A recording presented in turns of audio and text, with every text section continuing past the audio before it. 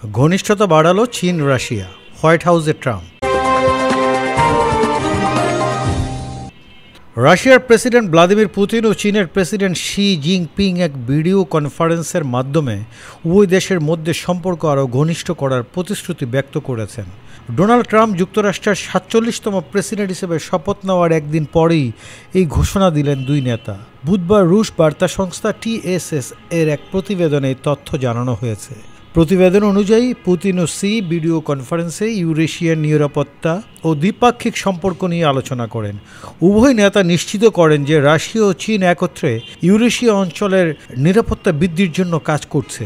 পরে এক বিবৃতিতে পুতিন বলেছেন, আমরা ইউরেশিয়ান অঞ্চল ও বিশ্বের অবিভাজ্য নিরাপত্তা নিশ্চিত করার লক্ষ্যে কাজ করছি। একই সঙ্গে চীনে গ্যাস সরবরাহ ক্ষেত্রে রাশিয়া প্রধান সরবরাহকারী হয়ে উঠেছে বলেও উল্লেখ করেন রুশ প্রেসিডেন্ট। তিনি বলেন, 5 বছর আগে আমরা সাইবেরিয়ায় জ্বালানি গ্যাস পাইপলাইন চালু করেছিলাম। আজ রাশিয়া চীনের প্রধান প্রাকৃতিক গ্যাস সরবরাহকারী হয়ে উঠেছে। পুতিন এই সময় জোর দিয়ে বলেন, মস্কো এবং বেইজিংয়ের সম্পর্ক বন্ধুত্ব, পারস্পরিক আস্থা এবং সমান সুযোগের উপর ভিত্তি করে গড়ে উঠেছে।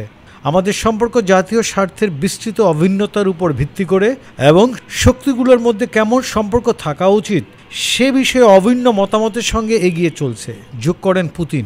এদিকে ক্রেমলিনের সহকারী মুখপাত্র ইউরি উসাকভ জানান, গত 17 জানুয়ারি ডোনাল্ড ট্রাম্পের সঙ্গে চীনের প্রেসিডেন্ট শি জিনপিংয়ের ফোন আলাপের বিষয়বস্তু কী ছিল তা রাশিয়ার প্রেসিডেন্ট পুতিনকে তিনি জানিয়েছেন। উসাকভ বলেন, শি জিনপিং ট্রাম্পের সঙ্গে তার ফোন আলাপের সারাংশ পুতিনকে জানিয়েছেন।